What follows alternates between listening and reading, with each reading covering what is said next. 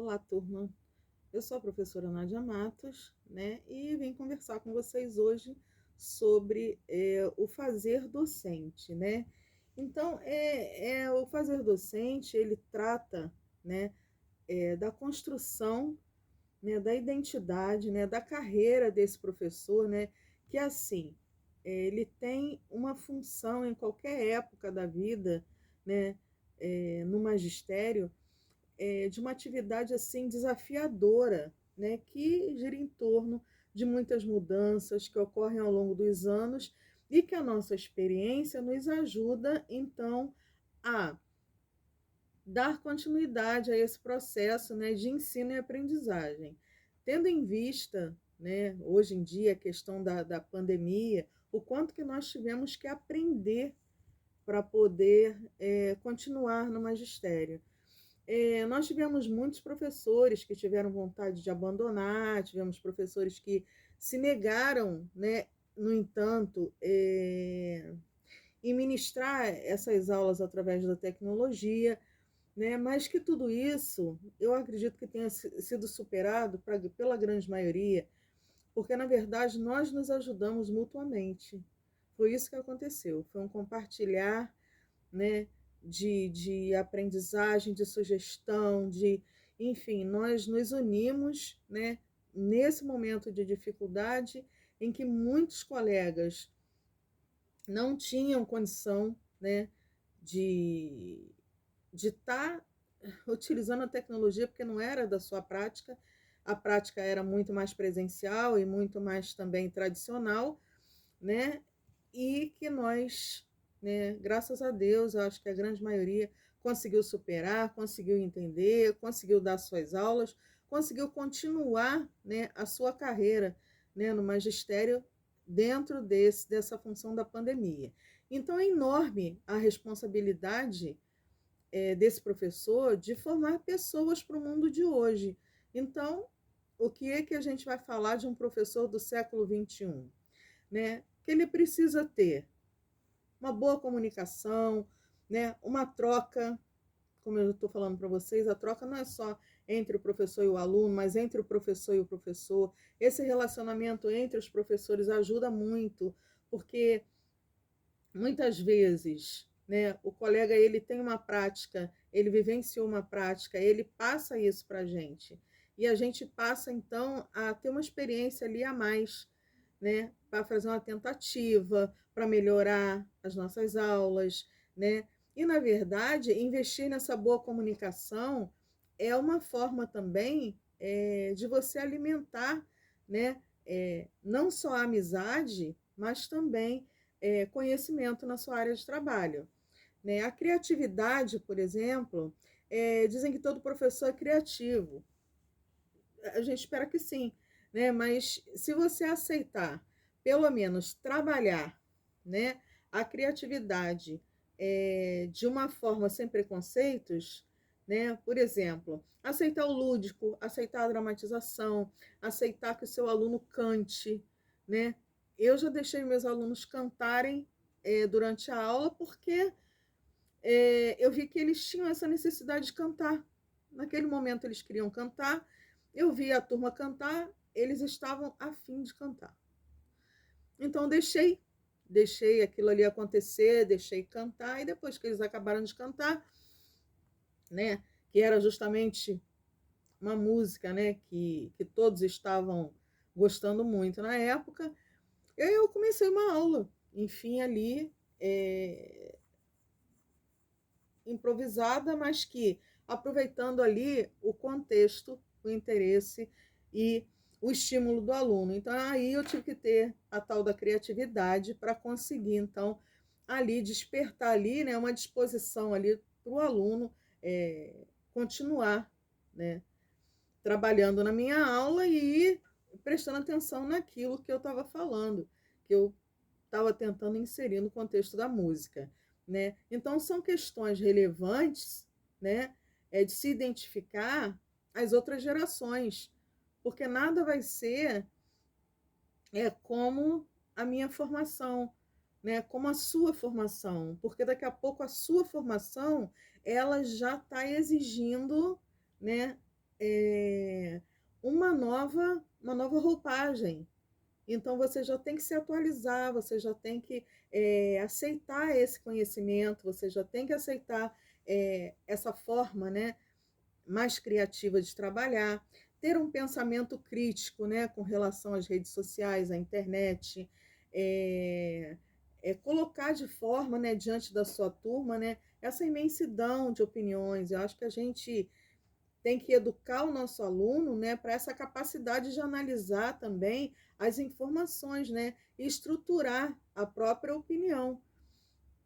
Então, o nosso aluno, por exemplo, ou nós professores, a gente precisa trabalhar essa questão do pensamento crítico dentro de nós para que a gente possa também refletir isso com as nossas turmas.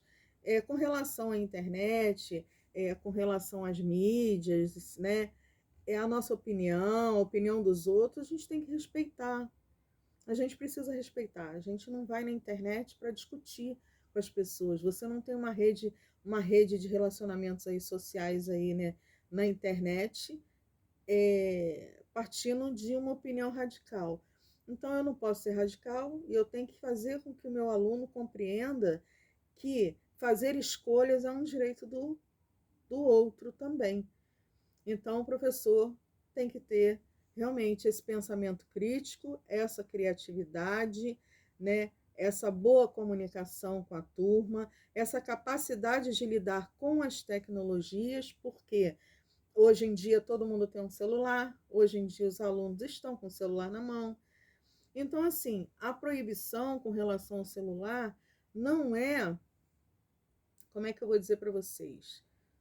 Não é uma coisa sadia, tão sadia o tempo inteiro. Claro que durante as aulas eles precisam guardar o celular, mas você também precisa proporcionar aulas que ele possa usar o celular, né? Para que você não fique totalmente fora do contexto. É lidar com as tecnologias de uma forma a se atualizar. Vocês sabem que nesse celular nós temos também muita coisa do que a gente está falando, muita coisa dos nossos conteúdos. Então, assim, é trabalhar, né, de forma produtiva com essa tecnologia que atrai o nosso aluno. Então, essa é uma capacidade de lidar com as tecnologias, né?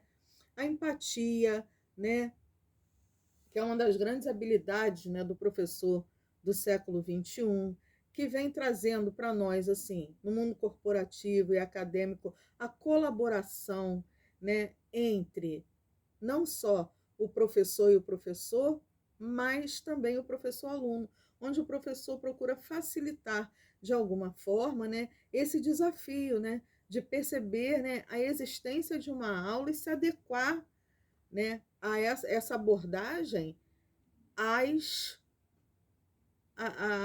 às gerações, né, atuais. Isso daí é uma forma de empatia, né? Você também levar em conta, né, o respeito, né, ao aluno e também ao seu colega.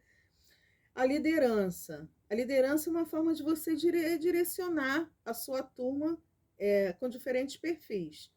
Então, o professor tem que ter essa habilidade, tem que ter esse saber também, essa liderança, porque às vezes o aluno confunde, né? Muitas vezes é o fato de você permitir determinadas, por exemplo, o canto. Eu permiti o canto durante a minha aula, mas isso não quer dizer que todas as aulas terão canto. Isso não quer dizer que o aluno vai poder fazer tudo que ele quer.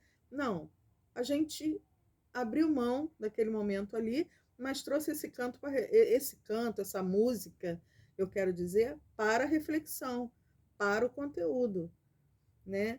Então não foi uma coisa assim, uma brincadeira sem limite. Não, ela teve um fundamento pedagógico, né? Então essa liderança, ela tem que inspirar, ela tem que instruir, motivar, né, esses alunos, né, com relação ao conteúdo, né? E essa capacidade nossa, né, de inovação, que é o que faz com que o professor ele continue ativo, que ele continue vivo diante da sua turma, com essas novas metodologias, essas novas ferramentas e técnicas de ensino que possam inovar, né, na construção de espaços, né, desse saber, né? O saber, às vezes, é o antigo, só a metodologia é que precisa ser renovada. E a gente tem que ter essa abertura, tem que ter essa flexibilidade, né? Para poder trazer esse conhecimento de uma forma diferente. A colaboração é uma marca marcante, desculpem, falei aí um pleonasmo. É uma marca, assim, decisiva, né?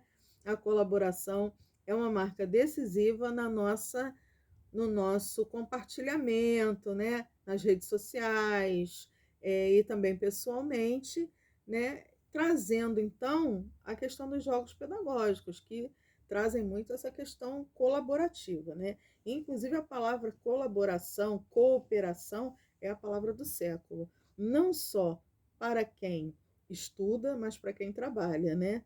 Então, você, quando chega num lugar para trabalhar, logo que vão fazer uma dinâmica de grupo e tal, eles testam logo o quê? É o seu poder de colaborar com o outro, de interagir com o outro. Então, isso daí, dentro da escola, a gente já deve, né, começar desde cedo, né?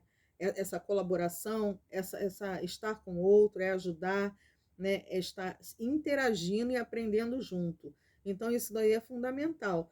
Então, a atualização constante do professor depende da formação continuada, né? E todo mês de absorver os conteúdos, né?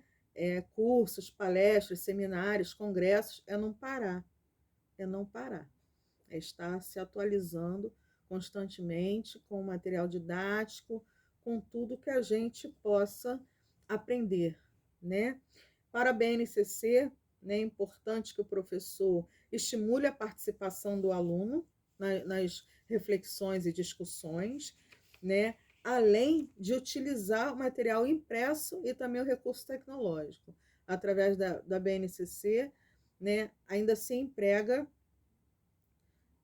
bem essa questão, os recursos impressos, né, e que são livros, que são cadernos, que são apostilas e as linguagens digitais, tá?